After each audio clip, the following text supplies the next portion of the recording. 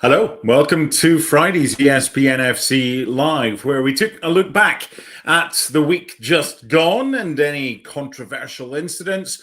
Also, we look ahead to the weekend, and this weekend it's the big one. So most of the show today will focus on El Clásico on Sunday, live on ESPN2 in the United States, on ESPN Plus, and on ESPN Deportes, as well as the ESPN app. It's the big one. It's the first meeting of the season. Plenty time later in the show to preview that one. But as usual, we're going to start with those of you who play Fantasy Premier League and some advice for this weekend. Now, the first time we did this a few weeks ago, I suggested not playing the triple captainship on Erling Haaland, and it worked well until stoppage time, and then he scored another couple of goals. Now, this weekend, we're looking not so much for replacement captains for Erling Haaland, because yes, City go to Villa, but he just scores in every game right now.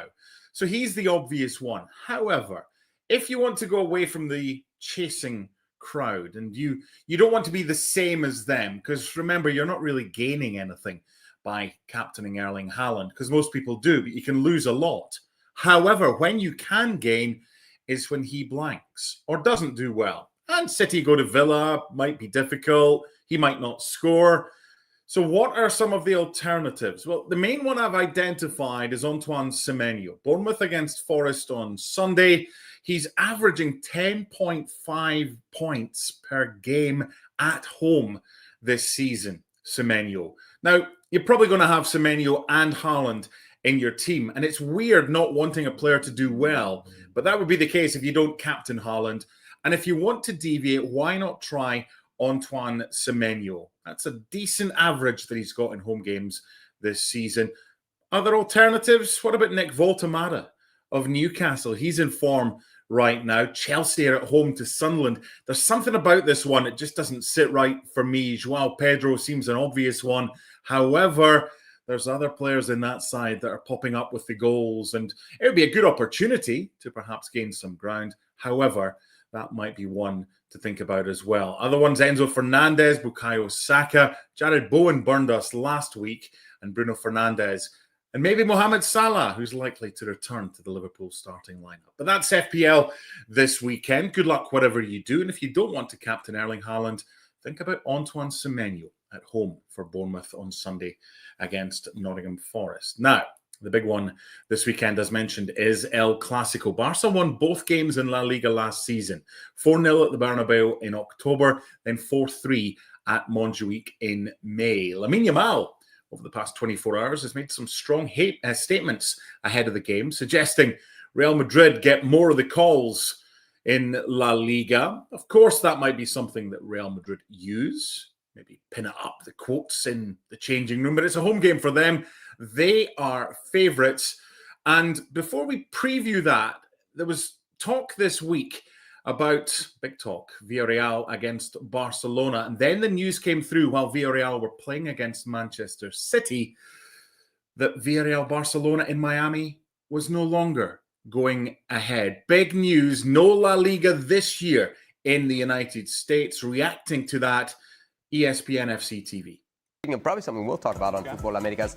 News about the Barcelona game against Villarreal. It was supposed to be played December 20th in Miami. Why am I saying supposed to be played? Well, because it's been canceled. Here's a statement from La Liga. La Liga announces that following conversations with the promoter of the official La Liga match in Miami, the decision has been made to cancel the organization of the event due to the uncertainty that has arisen in Spain over the past few weeks. The statement continued, the project fully complied with all federative regulations and did not affect the integrity of the competition as confirmed by the competent institutions responsible for ensuring compliance, which opposed it for other reasons.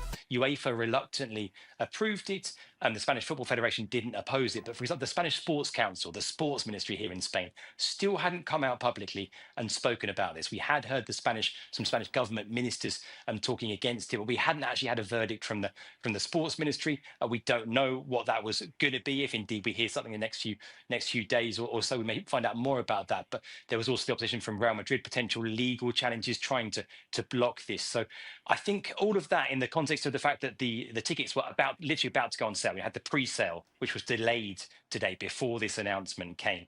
I think there was a real awareness that it would be a really bad look for tickets to be sold, for people to have paid money for tickets, and then there'd be some problem further down the road without absolute certainty that this could happen. And in the end, it's a big setback for the league to have to take a step back on this. It's not the first time. Of course, it's been a long-term ambition for the league to play a game in the States. It's been, 7 or 8 years now they've been trying to make this happen. This is the closest they've got this time, but in the end, they've had to put it on hold again. What a mess. Yeah, it seems to me that Tebas's position is very vulnerable here, because this idea has been half-baked at best, ill thought out, and the only uncertainty was the certainty. It was absolutely certain that there was going to be opposition to this by fans, by clubs, some, by players. That was certain. Are you surprised that opposition led to this change? I mean, we've seen players complain, stand up before. It doesn't. As I said at the weekend, the 15-second delay of a game was weak. It wasn't exactly something that you would cancel. Maybe it was. Maybe it was. Well, you have to have more gumption about yourself. If you go all out here and announce this, then you got to make damn sure this is going to go ahead. Because the fact that you're having to backtrack on it makes yourself as a leader look weak, very, very weak. Now, I know there was obstacles, but those obstacles should have been thought about, should have been discussed prior to this game being announced. So it makes Tebas look weak. It's embarrassing all round, and quite frankly, there was always going to be some uproar when you announce something that's out with the tradition. Right. And you're going to always face this kind of opposition. So you better make sure you have your ducks in a row when you make these announcements. And La Liga did not. And if you're going to indeed have everything planned out correctly, one of the things that you have to have is the support of the players. Let's not forget, it's not Javier Tebas who puts on a jersey and shorts and shoes and goes and plays at Hard Rock Stadium in Miami. In the end, nobody really cares about Javier Tebas. I'm talking about the fans that were supposed to go watch this game, Barcelona, Villarreal in Miami. They care about the players. The players are the stars. The players are the protagonists. It's a word that is well used in Spain. Protagonistas. Yeah, the players are the ones that the fans are coming to watch. So you have to have the support from the players. And in order to have the support from the players, they have to be involved in the conversation. You have to invite the players to the boardroom and have them be part of the decision-making process. And mind you, have them be part of taking a piece of the pie as well. See, there is a windfall for La Liga here. The players need to be part of that as well. And if you ignore the players and make a unilateral decision, what do you think is going to happen? The players are going to say, wait a minute. Where do you think you're going with this? As for not damaging or jeopardizing the integrity of the competition, nonsense. 100% nonsense. If you're Atletico Madrid, if you're Real Madrid, what is one of the games that you're thinking, Barcelona may drop some points? Away at Villarreal. Away at Villarreal. If Barcelona had come and played this game here, it's a home game. I guess Villarreal, it's a home game in Miami, where everybody's coming to watch Barcelona play. So you're indeed damaging and jeopardizing the integrity of the competition just by definition. Alex, a couple questions for you. One, that phrase specifically, integrity of the competition. Ale mentions it. It's in the statement. It's the exact same phrasing that Thibaut Courtois used in effectively his complaint against this. I wonder what you make of that. And then also what the guys are saying here, and what you alluded to, this has been kind of like Tebas' pursuit, getting a game in the United States. Like, where does this leave him? Yeah, it's been a long-term strategic objective of the league led by Tebas. They believe this is absolutely key to the growth of the league.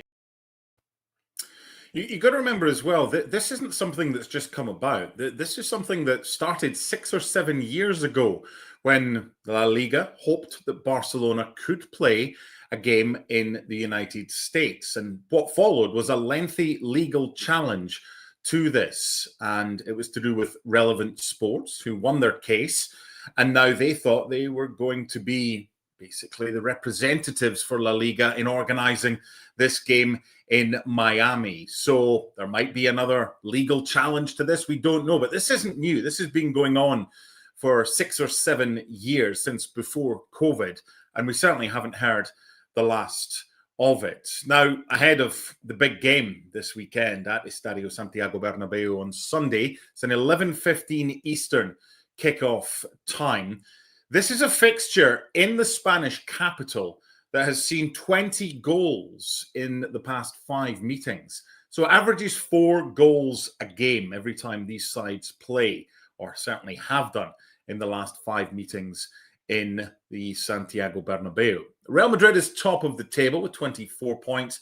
Barcelona with 22 points. Now, there was a very early preview of the game on FC TV shortly after Real Madrid beat Juventus during the week in the Champions League, courtesy of a goal from Jude Bellingham.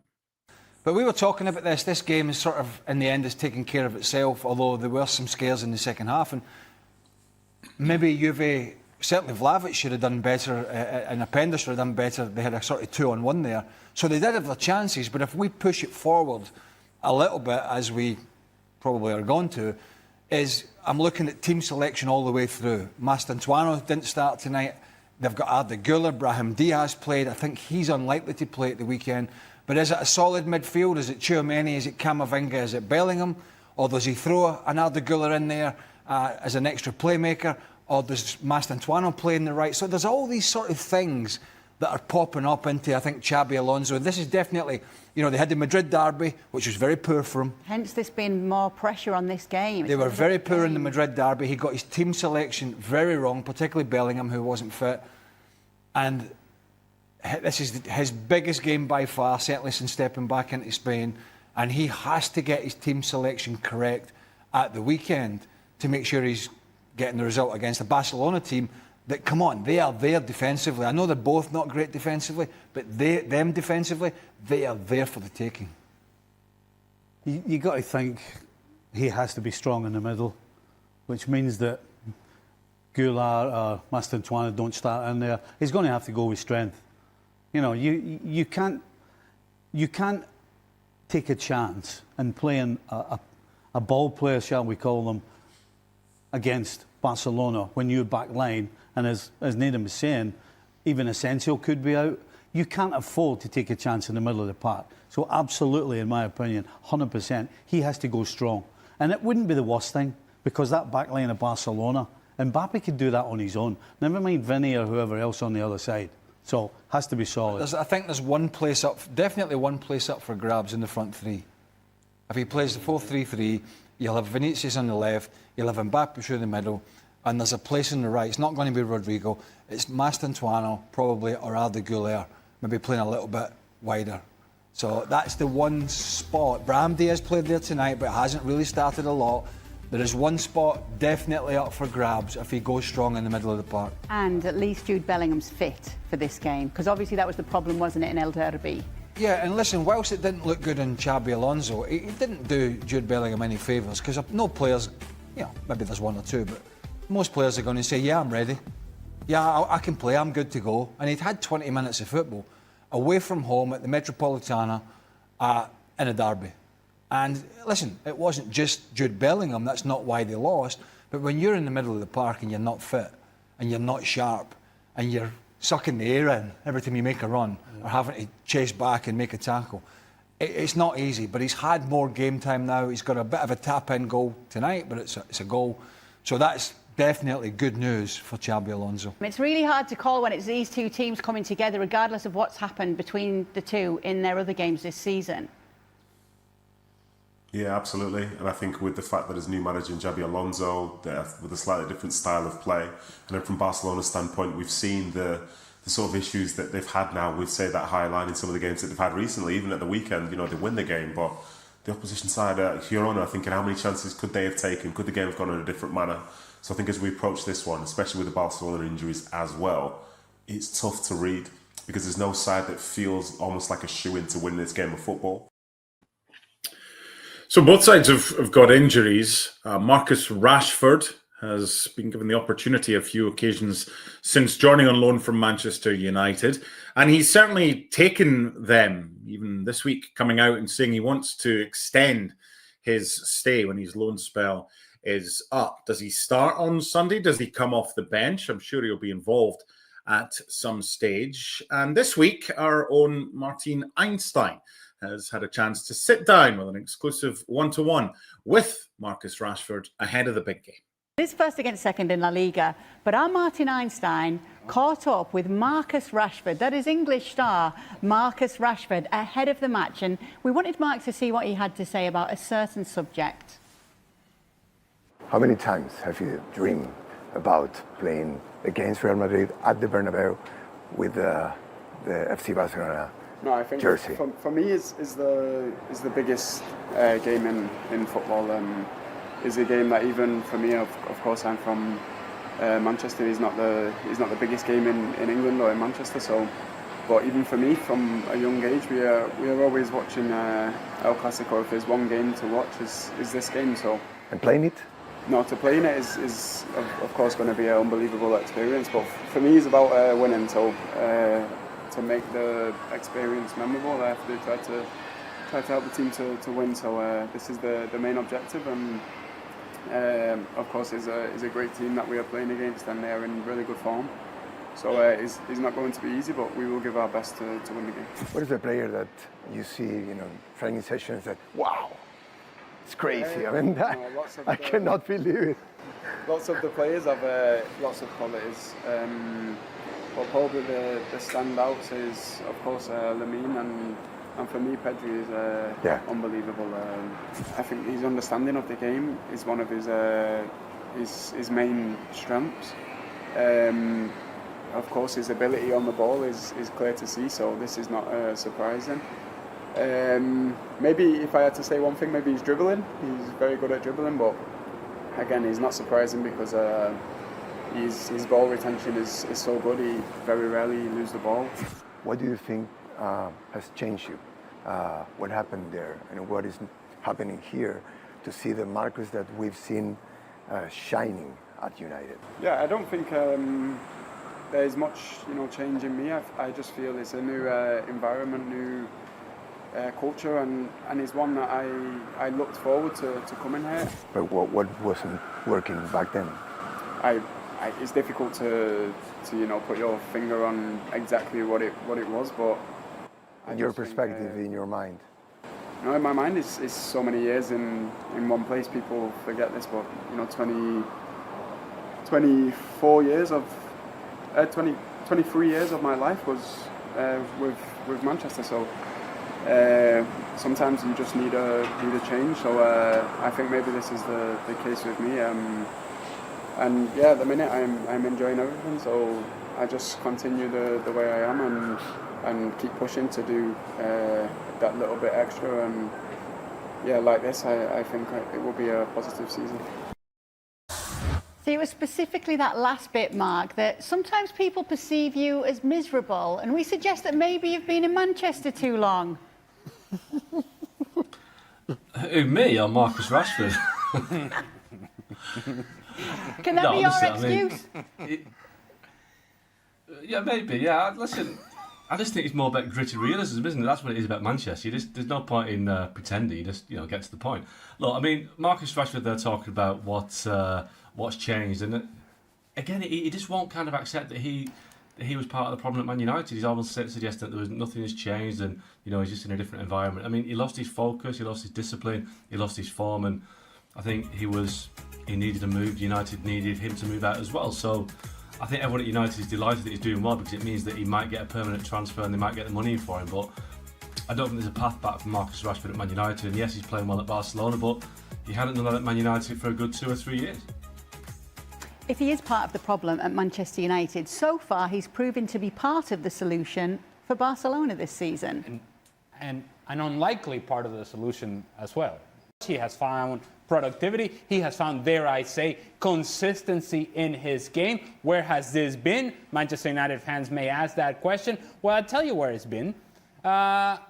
He finds himself in a situation in which this is his last chance at the big time at Barcelona. Somehow, and there is an element of great fortune, not good fortune, great fortune for Marcus Rashford, that he finds himself into Barcelona, into a team that is set up for success and set up for productivity offensively, and there he is benefiting from all of it. But to his credit, he has assumed the role at Barcelona and has taken to this role very well. He's scoring goals. If you're Barcelona, you're excited to have him. Before we get to the betting angle for this one from Football America's last night, I want to give you some team news for El Clásico. It's part of an excellent article from Sam Marsden and Alex Kirkland on ESPN.com. Trent Alexander-Arnold and Danny Carvajal are pushing for a return ahead of Sunday. At centre-back, Dean Howson should be available to partner Eder Militao. Rudiger is expected to be out probably until December or so. David Alaba was subbed at halftime against Getafe. Dani Ceballos has a muscle problem for Real Madrid, so he's unlikely to be fit. As far as Barca is concerned, still no Joan Garcia, Marc-Andre ter Stegen, Gavi, Olmo and Lewandowski. They'll all sit out the game. Lamine Yamal expected to play, and Fermin after that brilliant hat-trick with his weaker left foot against Olympiacos in midweek. Both Lamine and Fermin came back from injury last weekend. Ferran Torres returning to the bench against Olympiacos. Rafinha is also back in training, but the game is potentially likely to come too soon for him to start. He may be an option off the bench. So that's your team news. We've heard the previews. What about the betting angle for this game? Herculez Gomez and the Football Americas team discussed this on Thursday night's show. Ticket to some odds and prop bets for anytime score, you know, considering that. I have no idea what any of those numbers mean. OU's over under.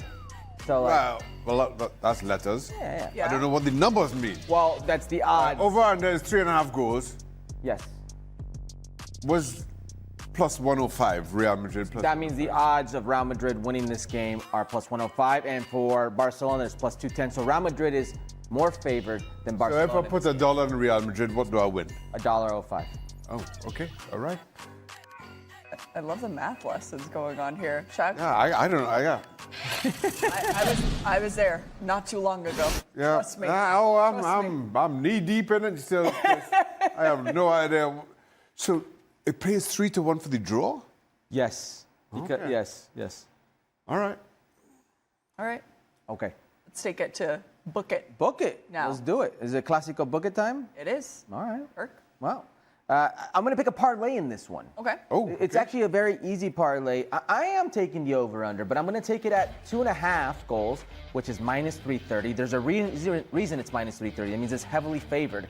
And I'm going to take a Marcus Rashford, anytime goal or assist at plus 115. At this, in league play and Champions League in 12 games, 5 goals, 6 assists. Rafinha, maybe a go, but there's a big difference between being medically clear and match fit. Yep. So I think we're going to see a heavy dose of Marcus Rashford wherever he plays. And if anything, if I've learned anything in these games, is there's going to be goals. 16 goals. 16 goals in the last 4 Clásicos. So there's going to be a tendency for the over. Defensive issues with Barcelona, defensive issues with Real Madrid, the inability to maybe win the big one with Xabi Alonso, the situation right now with Lamine and Hansi Flick. I think this is going to be fireworks. I think there's going to be goals, and I think Marcus Rashford gets one. Out of the three, I mean, Christina knows her stuff as far as the betting angle is concerned.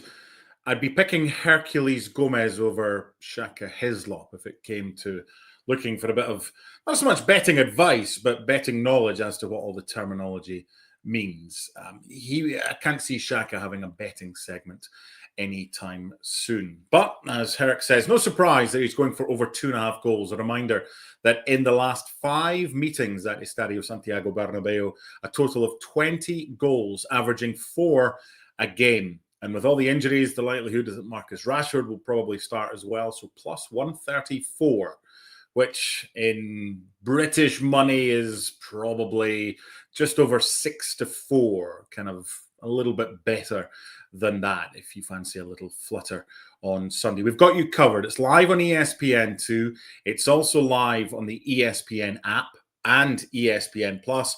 And if you fancy some Spanish comms, Fernando Palomo and co will have that on ESPN Deportes. Afterwards, the goals and the highlights right here on YouTube. It's a big weekend. It's the first El Clásico of the season. Real Madrid against Barcelona. The last game, or the last time the sides met, was that 4-0 Rafinha, Lamine Yamal, and 2 for Lewandowski the last time they met at the Bernabeu.